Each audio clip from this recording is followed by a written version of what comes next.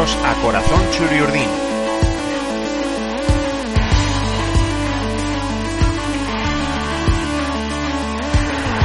El podcast en el que escucharéis historias sobre la historia de la Real Sociedad.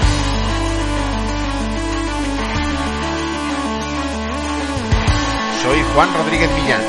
Arrancamos.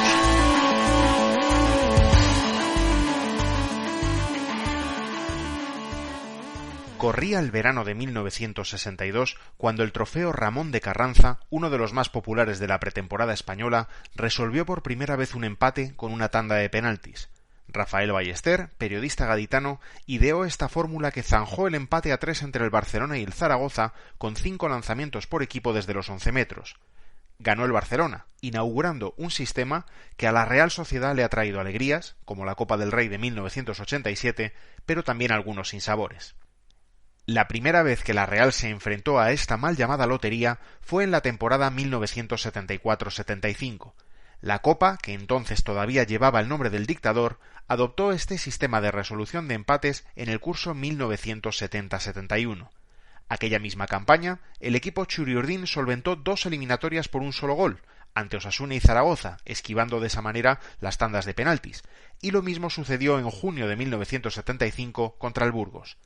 Pero esa primera tanda de penaltis de la historia de la Real solo podía tener enfrente a un rival, el Athletic, y se convirtió además en uno de los grandes escándalos arbitrales de la historia del derbi vasco por excelencia. Estamos en los cuartos de final de la competición. El equipo entrenado por Andoni Elizondo recibía en Atocha al Athletic en el partido de ida y su rendimiento fue espectacular. El resultado fue de 3-1, pero pudo ser mucho más abultado.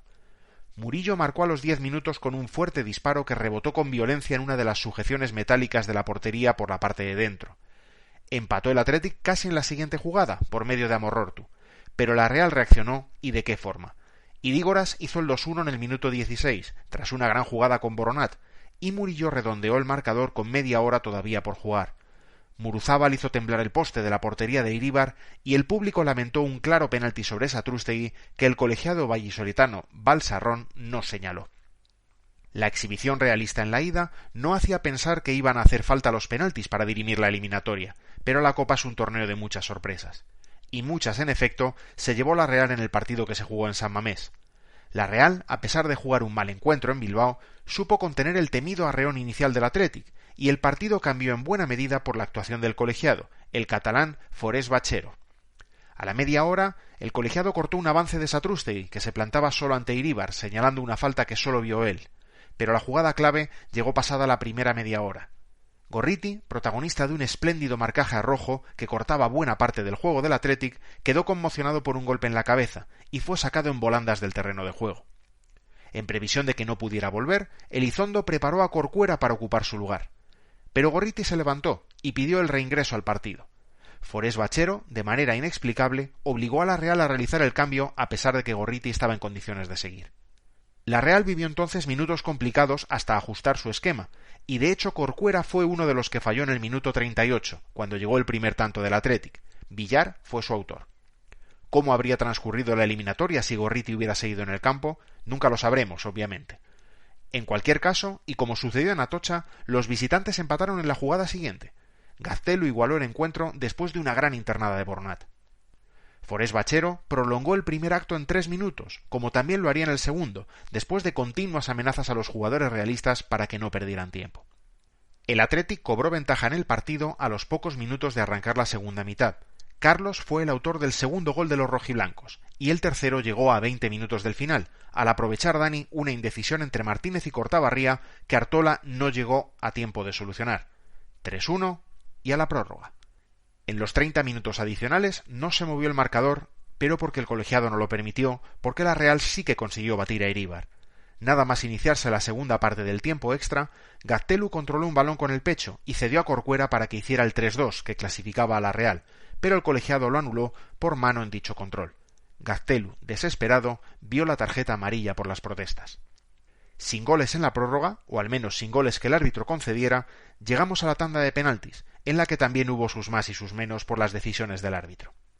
El Athletic lanzó primero, y Dani marcó. Lo hizo también Corcuera en la réplica realista. Igartúa y Martínez marcaron el segundo lanzamiento de sus equipos, y los bilbaínos se pusieron en ventaja por medio de Goicoechea. La polémica llegó en el tercer disparo de la Real, el de Urreisti. Iríbar tocó el balón, rebotó en el larguero y ¿entró? Los realistas así lo dijeron. Forés, nuevamente Forés, se lo negó, y Urreisti se llevó las manos a la cabeza ante la injusticia de su decisión. Aún así, Artola detuvo el siguiente penalti, el que lanzó Villar, y permitió que Uranga empatara. En el quinto y último lanzamiento, Madariaga marcó y Amas forzó el desempate. La segunda tanda, en una imagen hoy inusual, la iniciaron los porteros. Iríbar lanzó y marcó, y Artola hizo lo propio a continuación. La tanda en todo caso se resolvió en el siguiente turno. Amorortu marcó el 6-5 para el Athletic y Gaztelu falló, lanzando el balón fuera, con lo que la Real quedó eliminada. El Athletic en todo caso no pasó de las semifinales, superado por el Atlético de Madrid.